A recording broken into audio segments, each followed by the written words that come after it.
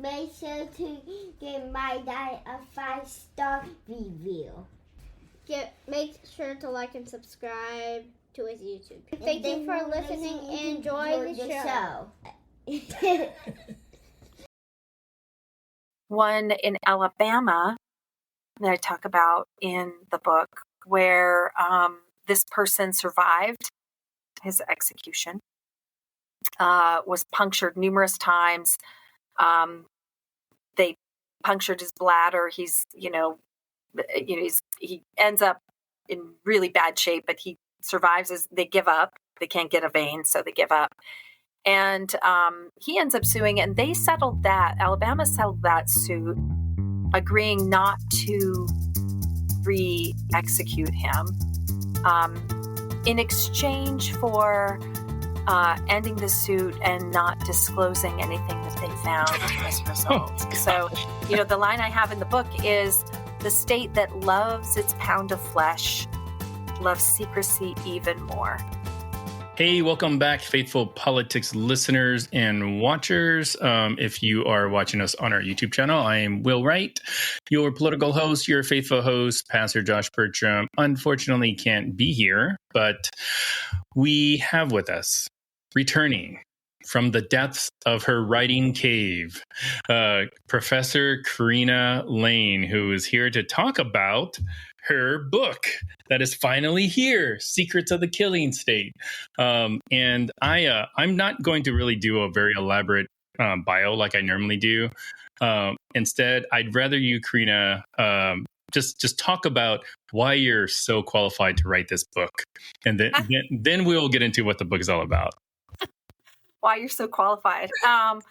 Well, first of all, it's so great to see you, Will. It's really good to be back on the show. I've been writing about the death penalty for over 15 years. And this book is the culmination of, at this point, it's 7 years of deep research into lethal injection. And I'm a legal historian, and there's some legal history in there, and all kinds of things. So. Yeah. So like what? Walk us through your personal, your professional journey. I know that you said you've been in this business for a while, and you are really qualified to write this. Maybe the question is why? Why write this book? Okay. So I'll tell you how this book came to be. And there's different pieces of it, but I was writing a death penalty article. And the article I was writing, which I'm excited to get back to at some point, was called Disowning Death. And it was really about how the law and legal structures separate us from what the death penalty really is, and helps us to disown it. So nobody really owns it, and then somebody's dead at the end. And so it was sort of an A to Z piece, and the Z, the last bit of it, was executions. And so that's lethal injection. And I thought, well, of course, lethal injection is about disowning. It's so obvious. It doesn't even look like the state is, killing. It just looks like you're sort of drifting off to sleep. But who had shown that? Who? The states say, well, no, this is all about humane. And maybe it was, or maybe it wasn't. I didn't know when I first started.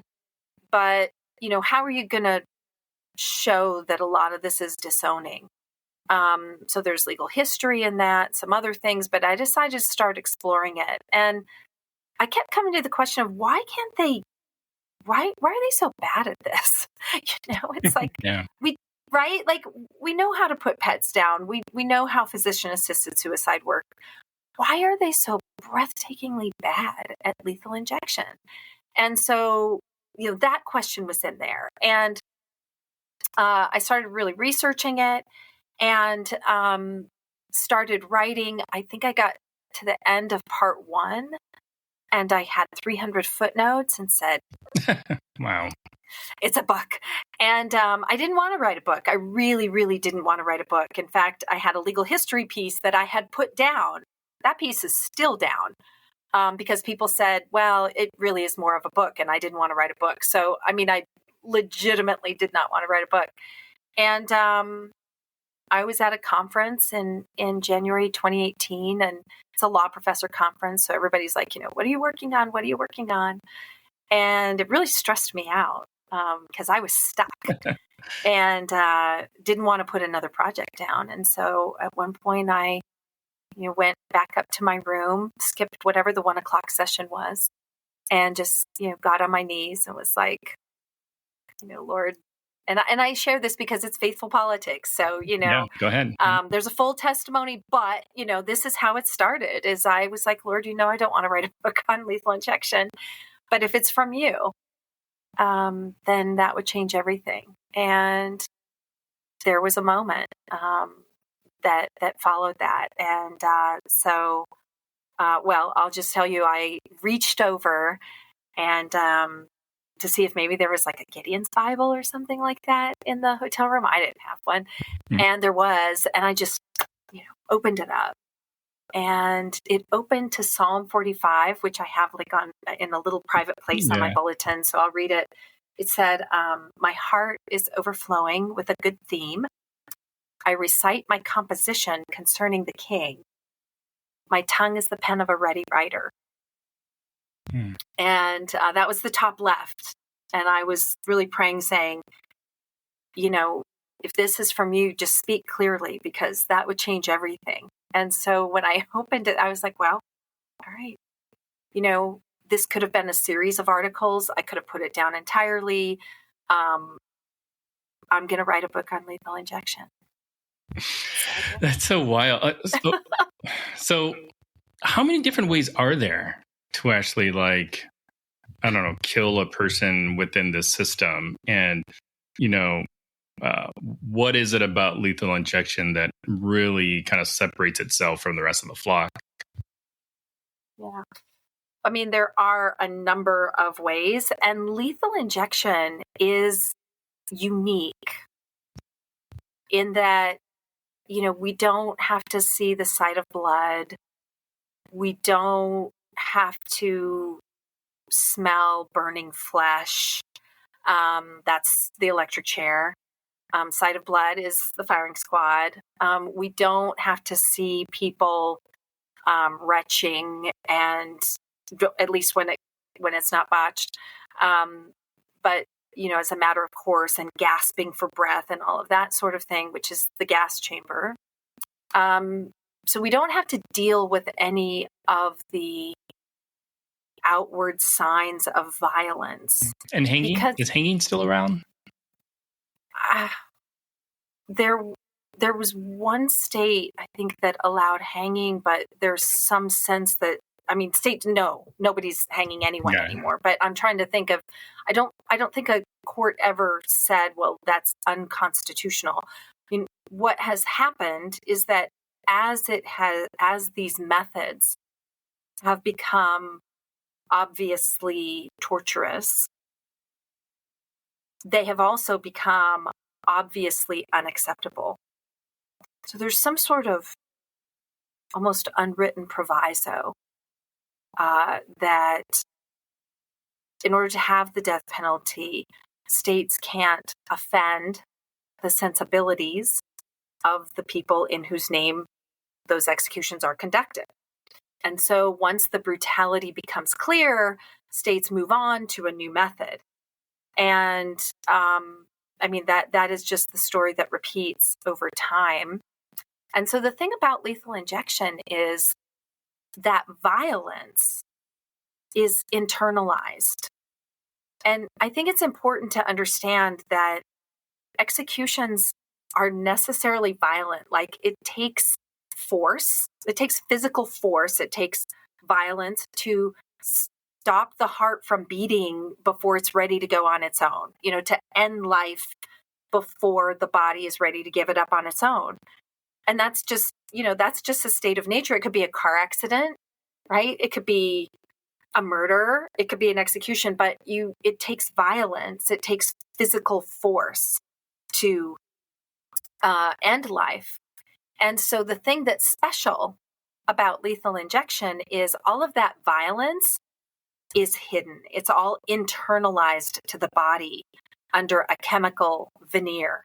So it's not that the violence isn't happening. It's that we don't see it. It looks humane. It looks like you're just falling asleep. Wow, that's crazy. Okay, so your book is called "Secrets of the Killing State: The Untold Story of Lethal Injection," and it starts off with a bit of a page turner story, and I'd love for you to maybe talk to us about it. Was it Clayton Lockett? Is that the okay? Clayton So Lockett. Tell us the story of Clayton Lockett. How much time have you got?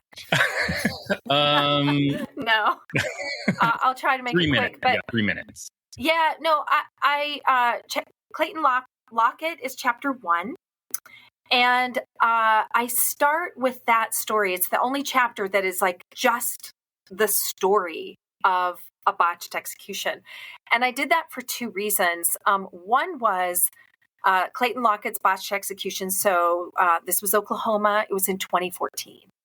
And that was a long time ago, right? That was a decade ago, so people may not remember. But in 2014, it was one of the top 10 news stories at the end of the year, where they rank the news stories of the year. This was one of the top 10. It was a huge deal. And so the pressure was really on. And the governor at the time said, you know, we're going to put executions on hold. We're going to have an independent investigation into what happened here. And she appointed her department, the head of her department of public safety. So she appointed a member of her own cabinet to lead this independent investigation. And not only was he a member of her own cabinet, but it was the cabinet that was in charge of the Department of Corrections. And not only was that the case, but the person that was the cabinet member came out of the DOC, of the Department of Corrections. He rose up from the ranks. And he was there the night of the execution. So, you know, in no way does a material witness in the execution that you're investigating, you know, that make this an independent investigation. But the upside of having an insider do the investigation is that he talked to all of these people and they were downright chatty. And so we had, and you know, thanks to people who were collecting these and who got the files through litigation. And then I was able to get these, the transcripts. But I had over 3,000 pages of transcripts of interviews. And so I tell that story through the mouths of the very people that were a part of it. And it's completely different than what we get in the litigation setting where you're very tight-lipped. So, you know, I chose it for that reason. And then also it shows you this is what a lethal injection looks like. And so now moving to your question, you know, it starts with, you know, the drugs. How did they find the drugs? Well, it was the lawyer for the Department of Corrections who is Googling it. And he later says, well, I went past the WikiLeaks or whatever it was. Oh my gosh. And, you know, so it's like just mishap after mishap after mishap. The equipment wasn't right. They couldn't access the vein. They end up sticking him over 14 times to try to get the vein. They bring a doctor in and they do a femoral, but it's not stable, and so they try to tape it down, and then they cover the spot so that the person who is monitoring the execution is the warden, and the warden's not a medical person. The warden, you know, can only see when something goes obviously wrong, but even at which point it's too late. But even here, they covered the spot. So even when it was obviously wrong, nobody knew until Clayton Lockett woke up on the gurney and tried to get up off the gurney in the midst of his execution. And he's talking and witnesses are gasping. And so... was his lawyer there? Who's? Clayton? Lawyer. I'm sure he was. He or she. I'm not sure, but certainly that lawyer would have been there. I mean, like, how do we get to a point where like people have executed others with lethal injections prior to this, I think. So how do we get from a successful lethal injection execution and one on one person, but then a botched one on this one? Was this more administrative, or is this really kind of just the ugliness of the killing people business, in our justice system? Yeah, it's a really good question, because before I studied it, I thought kind of the same thing. Well, we've been doing lethal injection since 1977, so why was it okay? And now it's like seemingly blown up. And part of the answer is no, it was always bad. The very first execution by lethal injection, totally botched, and so if you go through time, and Austin Serrett's work has actually documented the botches and has shown, well, the botch rate for lethal injection is and has been somewhere over 7%. So it's twice as much as any other method. So this is something that's been happening, but other things have come in and made those botched executions more salient. And so now we're starting to pay attention. So it's not like it was all going right and now it's not. It was always going wrong. I think of botched executions as the spillover effect of a system that's deeply, deeply broken. Like a botched execution is like the lagging indicator, essentially. It's those are the things that go wrong that we see. But there is also suffering that we don't see. So we now know from national studies that approximately 84% of the people, this is shown by autopsies, approximately 84% of the autopsies of condemned inmates that are executed by lethal injection show that they suffered from acute pulmonary edema as they died. So a lot of those, everyone looks and is like, oh no, that wasn't a botched execution. That one went smoothly. No, actually they were drowning in their own fluids. You just didn't see it. Is there a standard for, or a measurement for success? Because I think I've heard you say a few times, they considered it a successful execution, which I suppose if the end state is the person is no longer alive, then you could say 100% of the executions we've had have been successful. But is there some sort of standard? Well, it depends on who you ask. But I do document again and again prison officials, executioners who say, well, that wasn't a botched execution because the person died. They died, didn't they? Well, that was the point, was to kill them. So that wasn't botched. And they're saying this, for example, after a 2-hour execution, and there's one case that I talk about in Arizona where it was, an hour and 57 minutes. And a media person asked a question and was like, how is a 2-hour execution not botched? The DOC official walked away from the mic as he started asking the question. We're just not going to answer that. So you and I might think of a botched execution as, no, they're telling us it's this. They're telling us it's humane. And when the person is obviously suffering, that's a botched execution. But, so much of this is happening that they are reframing what a botched execution is. A botched execution is, I guess when they don't die at the end. And now for lethal injection, we have some of those too, where people are surviving their own executions. And the state is going at it again. This sounds like one of those, are they war plans or attack plans? Kind of scenarios where, good point.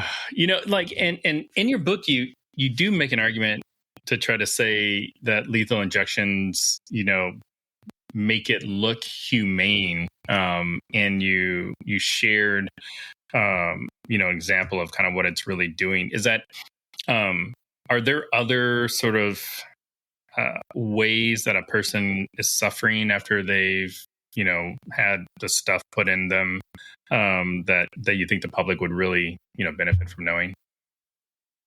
I mean, they're suffering in lots of ways. And, I think that starts with just having to access the veins. I mean, that is a problem, that is a recurring problem. And so we've seen numerous executions at this point where the executioners are trying to access the veins. And I mean, Clayton Lockett is one, over 14 times. We see 18 times, that they are repeatedly sticking this person. They are going back to sites.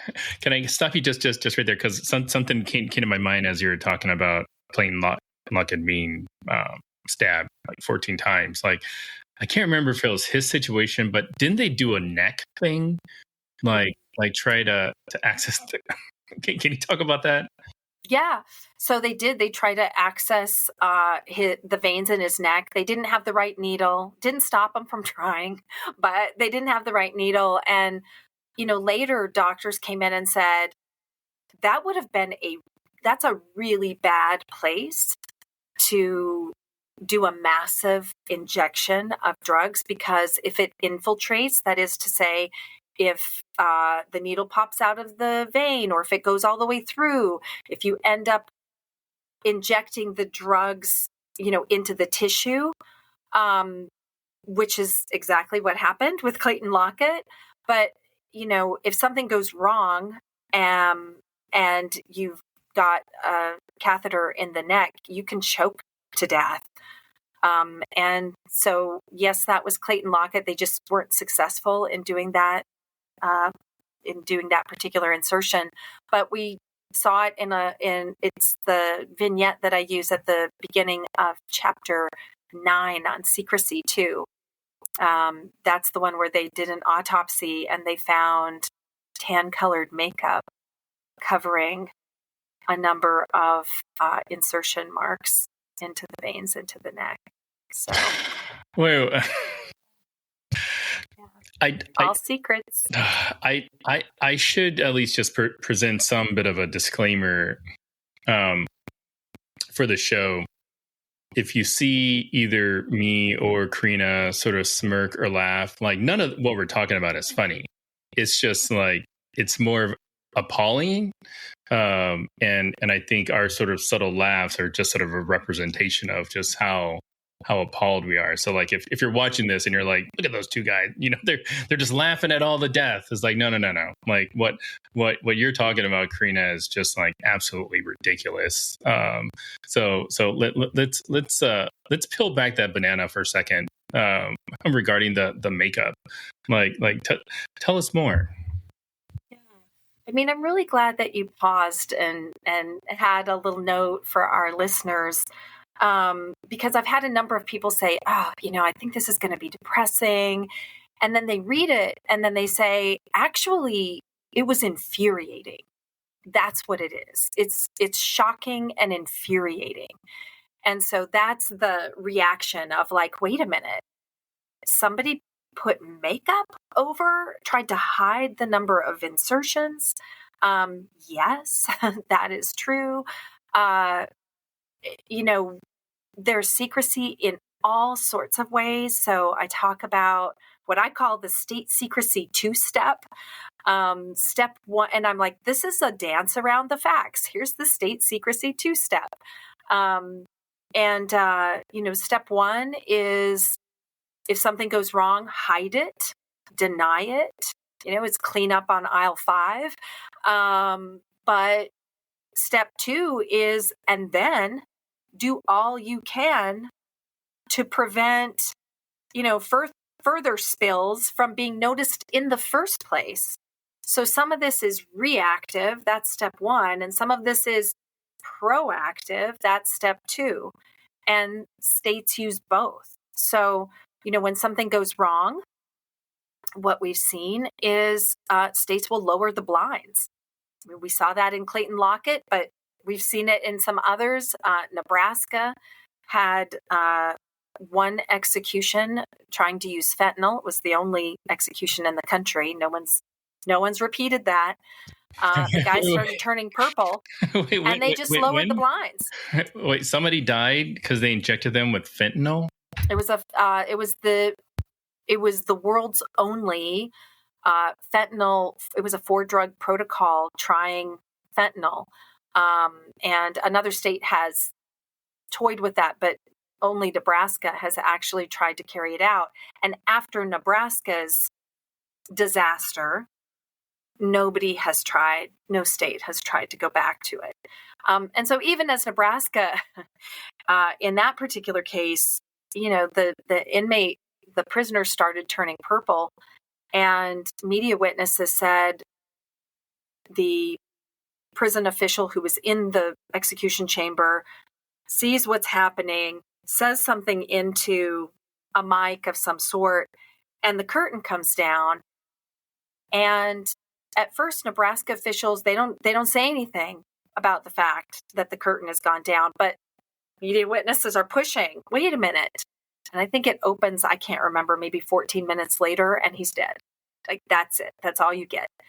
And later, Nebraska said, oh, no, that was planned. It was planned at that time all along. Nothing happened here. But do we know what happened behind the curtain? No. To this day, we do not know what happened. Couldn't you sue or something to get somebody's testimony? Like, how does that work? Well, on the front side, prisoners can sue under Section 1983. And a lot of the material that I have is from those suits and from the discovery that has come from those suits. In those lawsuits, they're not contesting their death sentence. So that's all separate litigation of whether or not their conviction is solid, whether or not a death sentence, there's any irregularities there. By the time you get to the end, they're saying, yep, I'm not fighting that the state can execute me. What I'm saying is you're not allowed to torture me to death. And so there's those suits.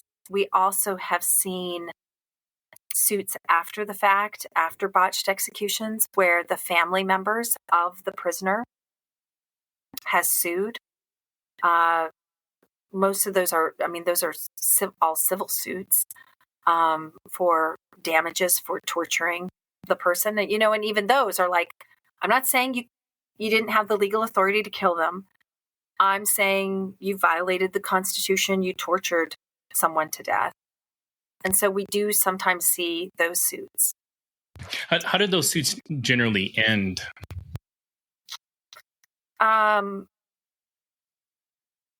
It's a good question because it's all like individual. I'm thinking of one in Alabama that I talk about in the book where this person survived his execution, was punctured numerous times.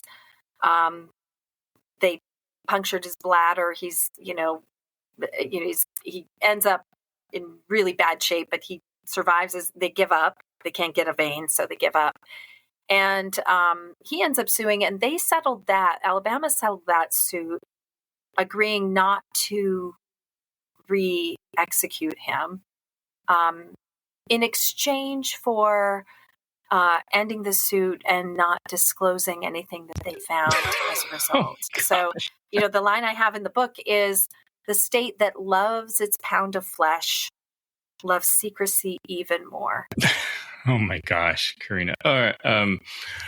The liquid, and I'm assuming it's a liquid for most of these lethal injections. Like, what's the story behind that? I mean, you mentioned one gentleman tried to Google what the product is, but like, if I was I don't even know what the name of somebody who works at the Department of Corrections whose job it was to execute people, and I had a prep for an upcoming execution, like how would I go about finding the chemicals that I want?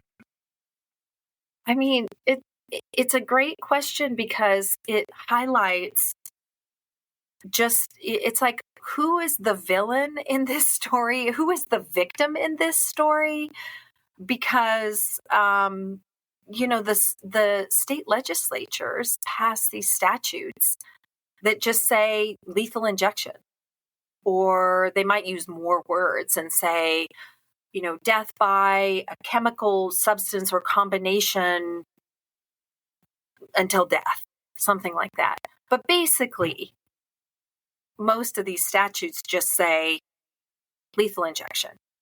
Okay, so now it goes to the departments of correction. And these departments of correction, they're like, we don't know how to do this stuff. Like, that's not what we do. We're not doctors. So how are they going to figure it out? And so, one of the things I document is, well, what would you do if you got some task and you didn't know what to do? You would either Google it, well, we see that, or you would give it to somebody else that presumably knows. And so we've seen both of those things. We've seen lawyers Googling it, and we've seen departments of correction trying to give it to someone else. So Missouri found a doctor and said, you figure this out.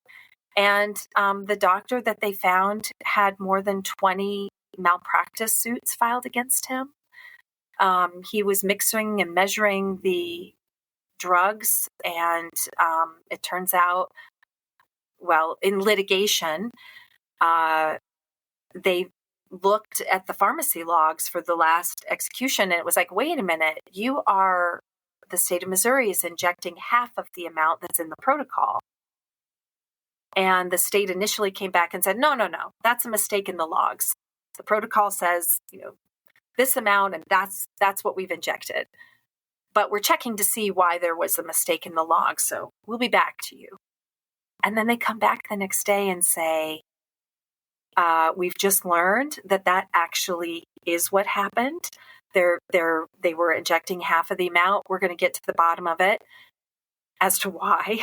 We've gone completely rogue here. We're violating our own protocol. And the judge in that case says, I'm going to give the lawyers for the prisoners, a limited deposition to, it's going to be behind a veil. You're not going to know. We're not going to reveal the executioner, but we're going to allow you, this is your suit and you've uncovered something important. So we're going to allow this limited deposition.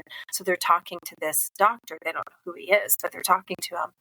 And they're like, what is this all about? And he said, well, I'm dyslexic, so sometimes I mix up the numbers.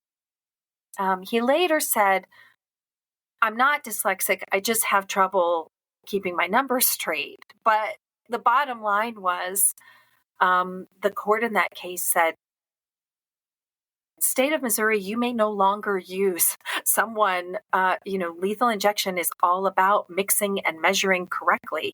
And you may not use somebody who has problems mixing and measuring. And it's interesting because the state of Missouri in that litigation were sticking like glue. They were like, oh no, we have plenty of confidence with them. We're going to stick with them. We're going to fight this out. And they later withdrew that and said, yeah, okay. Our bad.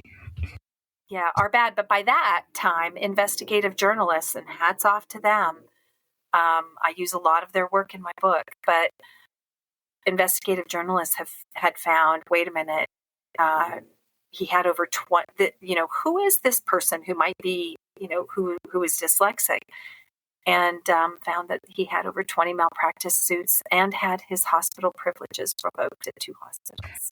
Like when I hear stories like that, I think of when I was in college. I worked as a vet tech for a short period of time, and I've seen more than my fair share of animals be euthanized. If I recall, I think they use something called like sodium pentothal to put somebody down. So like, why couldn't we just use the same drugs that we use for animals, like for humans? I mean, some states do that today.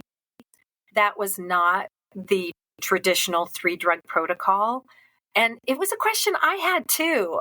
When I figured out what those drugs were, I'm like, wait a minute, not a single one of these drugs is the single shot of pentobarbital that we use to put down pets. What's that all about? Like, why did they choose these 3 drugs?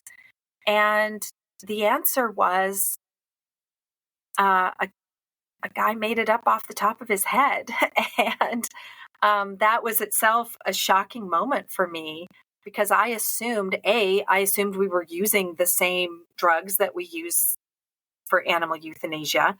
For the first 30 years of lethal injection, we didn't. And B, I thought, well, surely there's some science behind lethal injection. Surely some guy didn't just make it up off the top of his head. But alas, that is exactly what happened. And, he was asked about, how did you come up with the drugs? And he said, I didn't do any research. I just thought about what was needed from being under anesthesia myself. This was Dr. Jay Chapman. He was a doctor. He was the state's medical examiner for the state of Oklahoma. And he referred to himself as an expert in dead bodies, but not in how to get them that way. But he made it up. And, I talk in the, I talk in the book about, like, well, why didn't, why? I mean, we don't know. I don't know, and I don't purport to know, but I do talk about, like, why didn't he just use the same, like, why didn't he do that? And, either nobody asked him, or I couldn't find his answer to that. But the facts are, he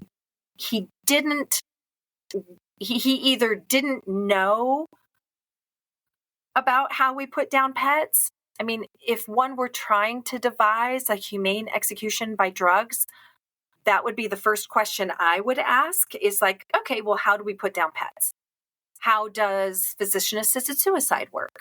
Those actually both use the same single drug of pentobarbital. So, like, I would have asked that question. Maybe he just didn't ask. He didn't think to ask it. Or maybe he already knew the answer. Maybe he knew that's how we put it down and just decided not to follow it. But, either way, it was clear that we were not trying to devise a protocol that was the same as what we put down pets, because it was out there. It's not a secret, and that's not what we did.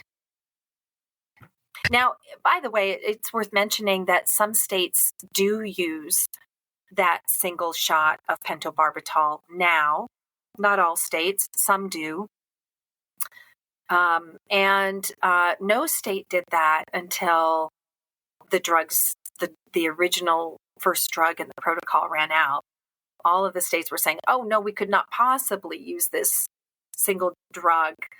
That's what we use on, that's what we use on animals. And it's like, do you not realize that that is actually better than what we're doing for humans? But once the first drug ran out, they moved very quickly. Some did to that. But even now, for anyone saying, oh, phew, well, at least this is going to work itself out. No. Even when it's the same drug, it's a compounded version of that drug, not the manufactured version, like what is used in animal euthanasia. And it's a totally different ballgame.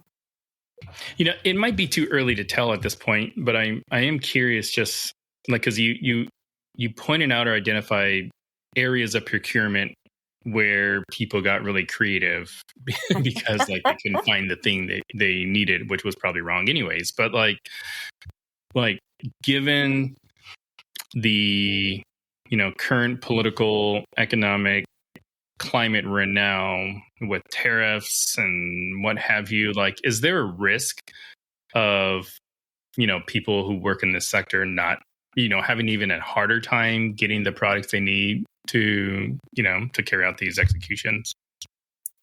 It's a great question, Will. I don't see tariffs playing into that, because those drugs were coming from Western Europe, and Western Europe put export controls on every single drug that could be used for lethal injection. So they shut off that spigot a long time ago, back in 2010, 2011. So we're not, and then the other place that states have gone is to India. Well, those are black and gray market suppliers, and states did try to smuggle those drugs across the border. So I tell those stories. But the drugs were confiscated by the FDA because they clearly and unequivocally did not comply with the law. So, so I don't see tariffs being a part of the story, but I love the way you put it, Will, when you said, states have really gotten creative with their drug procurement. That's a very polite way of saying it. But yeah, I document states have falsified prescriptions.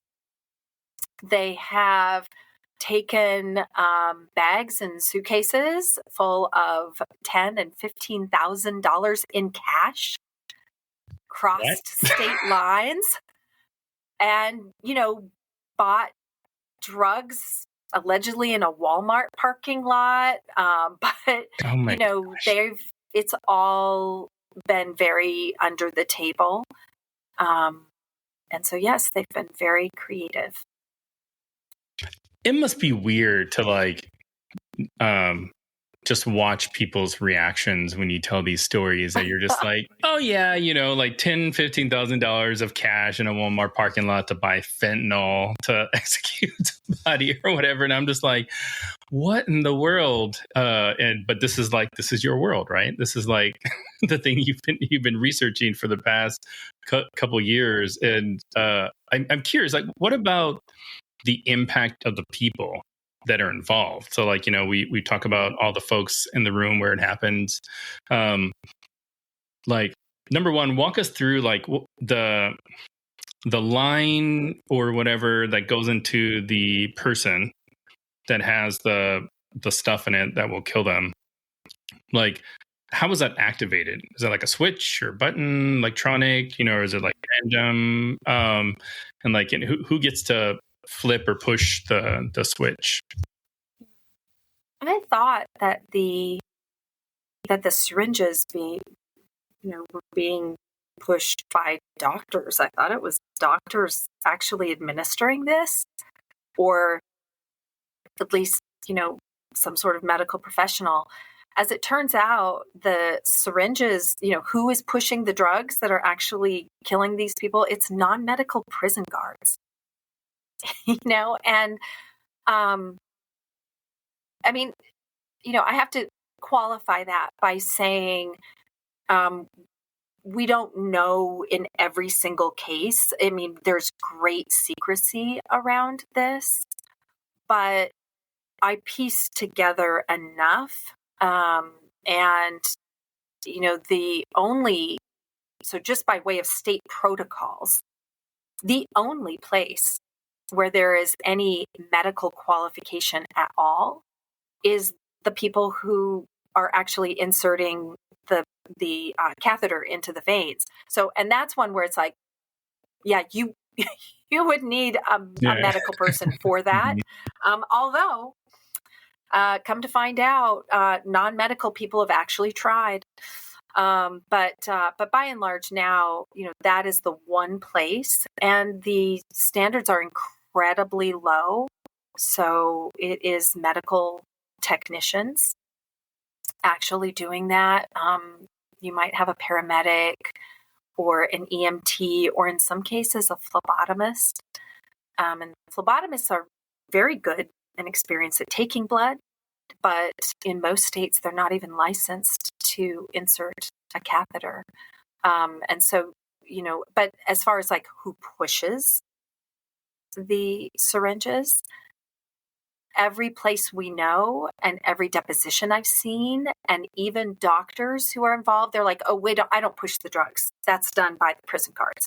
So I have to qualify it by saying, some cases I definitely know, and wherever I have learned who was pushing the drugs. It's non-medical prison guards, but it's all under the hood. It's all in a secrecy.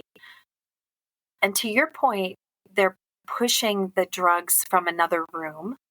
So there's the execution room, the execution chamber. And then there's a little anteroom that is next door. There's a hole between the two rooms where a tube goes, and it's generally 7 feet of tubing between the two. So you can imagine all of the complications that come from that. Clogs and kinks and all sorts of things. If you think about it, it's happened. Wait, this is a tube like diameter of like an IV line kind of thing?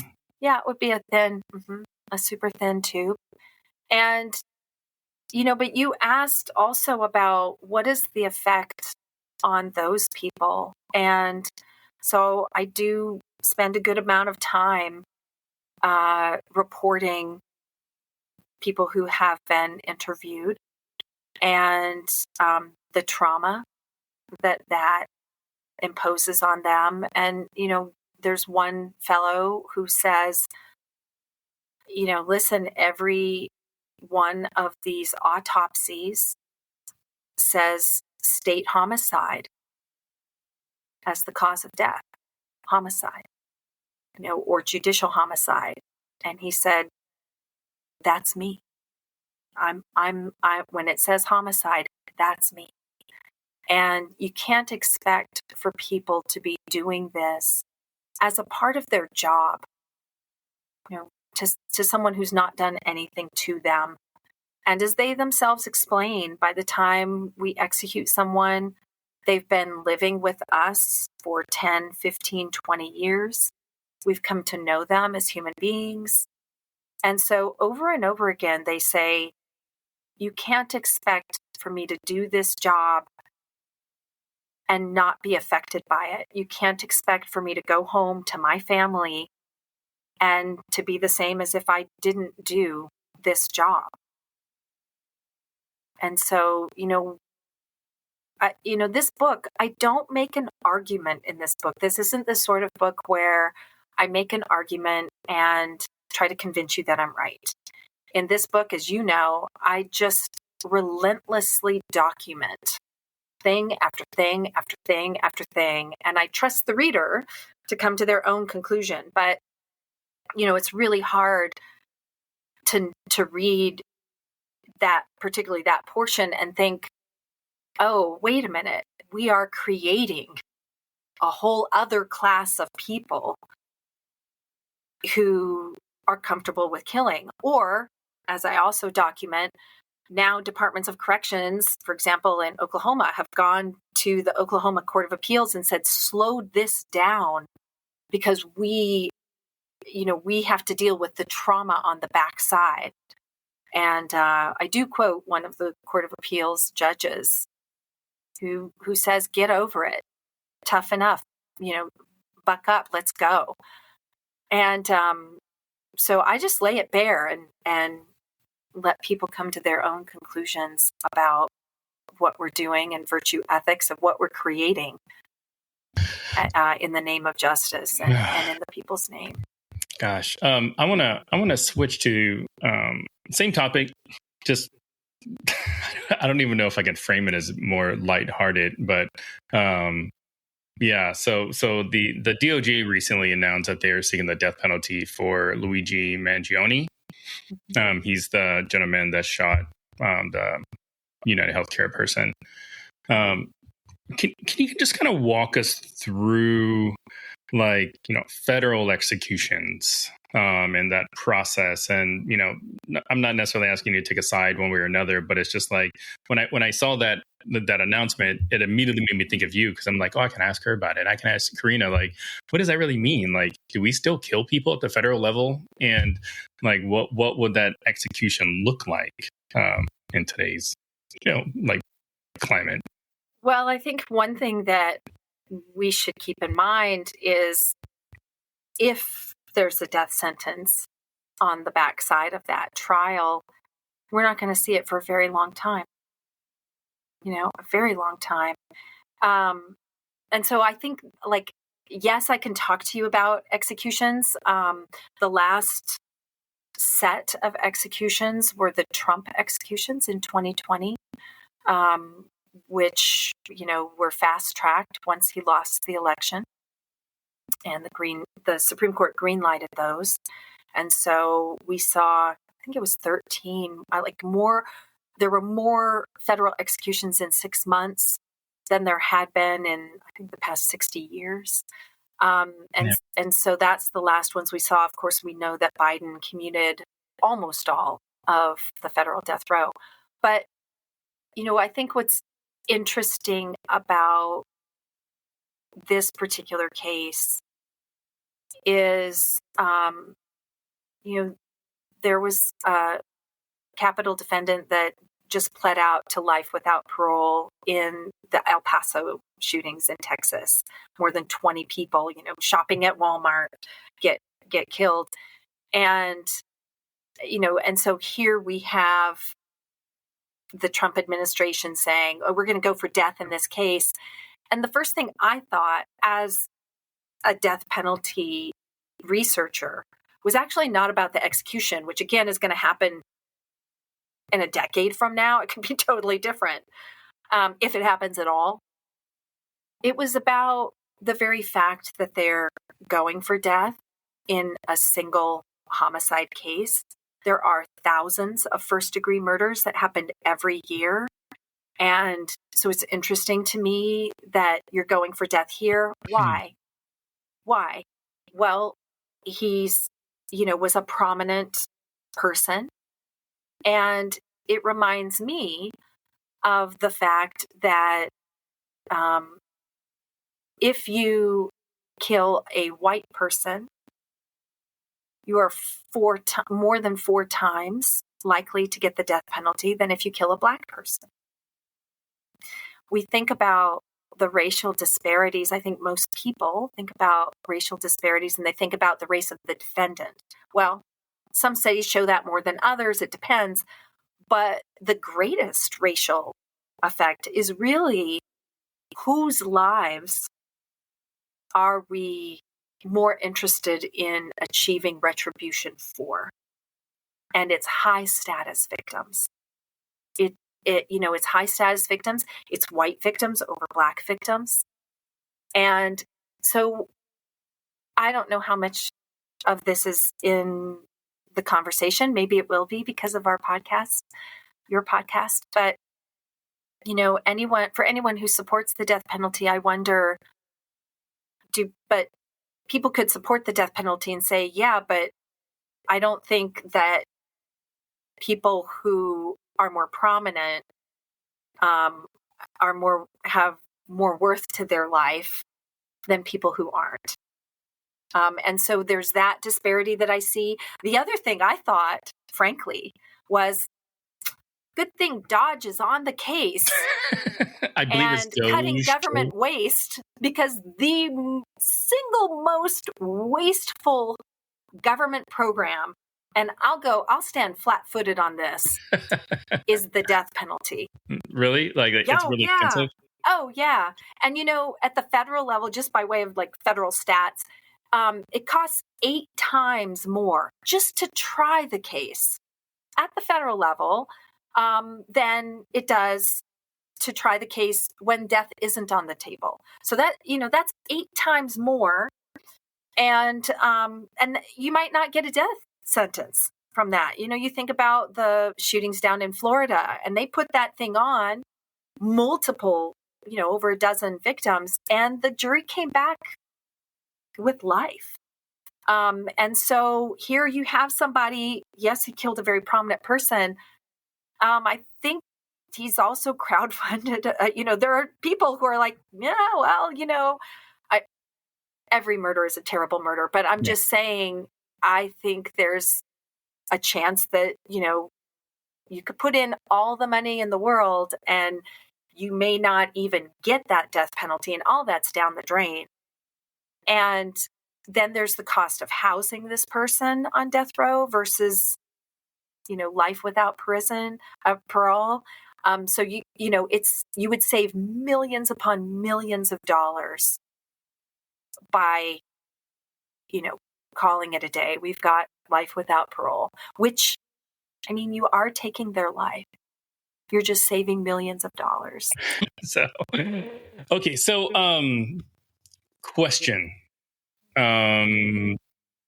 How do we fix this?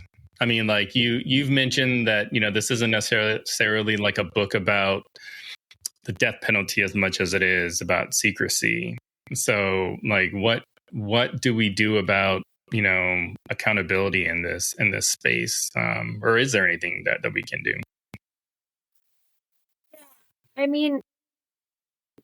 I say at the beginning, this is a book about how we kill. It's not a book about whether we kill, but those two questions are not unrelated. And as I say at the beginning, I have my own views, but I'm going to hold those back. I want readers to come to their own conclusions before they ever hear from me. But by the end of the book, one of the things that I say is, frankly, that the story of lethal injection is a story about all the ways that states can't be trusted with this. It really does just ruthlessly document all the reasons states can't be trusted with the ability to take life and all the ways that they've tried to cover it up. So I think in the discourse, we tend to focus on one question. Does this person deserve to live? Does this person deserve to die? And when I look at it, I think, well, that's just half of the equation. The other question is, does the state deserve to take this life? And so that's, I think, a larger question that I leave readers with. Yeah, because I'm thinking, depending on where you're at state-wise, the information that you put in the book, talk a little bit about the difficulty or ease in which it was to find this stuff. So for instance, if me as just an average layperson, I pick up your book, I read it, I'm like, wow, that's really interesting. I wonder what our state's doing. Would I be as successful as you were in trying to find the information? I'm glad you asked, because I really do have to say hats off to the investigative journalists whose work is, I feature throughout the book. And so they've done a lot of the hard digging and FOIA requests and going over to India and finding out that Harris Pharma is just a guy named Chris Harris who left, gave the DEA an address that turns out to be his apartment that he left without paying 6 months rent. I wasn't going to be able to find that. So, in that way, I think little pieces of this story have been trickling out, for a decade or more. It just hasn't been put together. But so there's the investigative journalism piece. I found a lot of it in litigation documents, and some of those on a deep dive, I'm seeing beta documents that I can't get. And so some of that was reaching out to the lawyers and saying, hey, I know that you've got these documents, or can I get the expert report or something like that, where I wasn't able to get it myself, but they were filed. So they're there somewhere. And then a lot of this was reading, so the science, you've got competing experts. Some are saying this, some are saying this. Well, I want to see the scientific studies that you're referring to. So it's pulling all of that. And then a lot of times, at least at first, I couldn't understand the pharmacology, the pharmacological studies. So I'm pulling the pharmacology textbooks And I'm getting into that so that I can understand it. And so there's the whole, medical side. I think I ended up reading over 150 medical journal articles of on all sorts of related in studies and the ethics and all of those conversations. And then there was other scholarship that I'm pulling, and so it's not, some of this is literally covered by secrecy. And I talk about, for example, a state statute. I think that was Missouri that said you can't, we're not going to tell you this information. Okay, it's a secrecy statute. And by the way, if you find it on your own and you repeat it, if you share it, you're liable for damages, including punitive damages. Another state says we're going to make you a felon for sharing this information. If you find out who the pharmaceutical producer is and you share it, that's a felony. So a lot of this information was possible, but states have done every single thing they possibly can to hide it and not make it accessible to the public. You could do it. Investigative journalists have done it and have reported it at their own risk.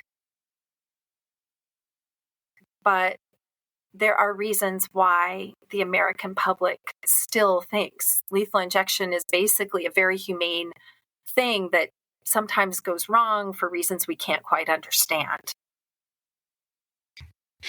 That's not so. All right. Last question-ish. If I consumed 3,000 calories, I'm gonna change as a person, good, better, and different. Like you talked earlier about you consuming 3,000 pages worth of information on a particular subject, and I know that's probably not the least bit of information that you've consumed. You probably consumed a ton, like we just talked about it. So, like, how has writing this book changed you? Because like it changed me just reading it, and I can only imagine it changed you as the writer. So talk to us about that. Yeah. Do you want to see the piles? Do you like they're sure? Yeah. See if I can do this. For our special YouTube watchers. I don't know if you can see all of that, but yeah. I have like just piles and piles and piles of information. I essentially at this point have an electronic library of all things lethal injection. It's it's a dark topic, and it's part of the reason I didn't want to write about lethal injection, and I didn't even want to write an article about lethal injection, let alone a book on lethal injection. It's one thing to write about the death penalty, and that can be depressing and dark in its own right. But, studying lethal injection is studying executions, and that is where the rubber hits the road, right? That's what the death penalty actually is. And so it is especially dark. And there's just so much tragedy. There's there's these, family members of the victim. There's the victim of the crime itself. There's the person who, I talk about this in the epilogue. Not always, but so often. 17 years later, they're not even the same person they were.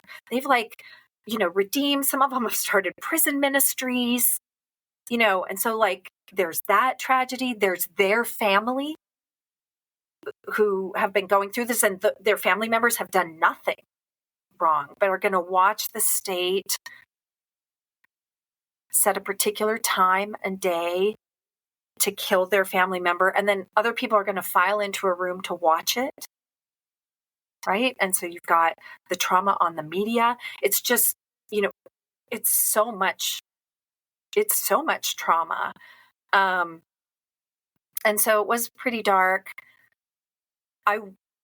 I do have some passages that I personally associate with, like, oh yeah, I cried, or I had to stop and went over to my couch and cried. And, so there are some of those passages. But I think it was, really important work, and I would do it all again. That's amazing. Well, you've got my commitment to finish your book, because as I've told you before, just talking, I was like, man, I can read a chapter at a time, and then I've got to put it down because then I want to break something. So yeah, just thank you so much for putting your heart and soul into the Secrets of the Killing State. Definitely can't recommend it enough. And do you have a preferred place that people find your book? Because this episode will be releasing on the day of your book release. So of that, where should they buy it? You can buy it in any major bookstore, independent bookstores too. If you're so inclined to support independent bookstores, I am embarking on a book tour. So right now we have dates. Politics and Prose in DC, Red Emma's in Baltimore, Making Worlds in Philly, and the Co-op in Chicago. And then this fall, I'll be embarking on a driving tour, mostly around the South. But I do have a website. It's CorinnaLain.com, and events are all listed there. Oh, awesome. Yeah, I was going to ask you. That's really cool. You're going to be driving around your little Tesla Cybertruck thing. No, actually, my sister bought a van in the last year. And when I told her I was going to do this kind of crazy thing, she basically said, you're going to need somebody. I'll do it. So until she stops and opens the door and kicks me out alongside of the road, she'll be going with me, and we're it's going to be the experience and the adventure of a lifetime for sure. That sounds like a lot of fun. Well, definitely looking forward to hearing how that went. And as always, just thank you so much, Corinna. You're great. Gosh, what a heavy subject. But to our listeners and viewers, hey, thanks for stopping by again. And as always, keep your conversations not right or left, but up. And we will see you next time. Take care. Bye. Hey there, Josh Bertram here, faithful host of the Faithful Politics Podcast. I want to let you know about a compelling new spinoff, the Faith Roundtable, where I'll be interviewing top faith leaders, theologians, and scholars to unpack the pressing issues that are shaping the church in America today. We'll dive into topics like faith in public life, social justice, and how we can engage our communities more effectively. Make sure you don't miss any of our enlightening conversations by subscribing to it on our YouTube channel. Join me at the Faith Roundtable, where deep discussion meets thoughtful insight.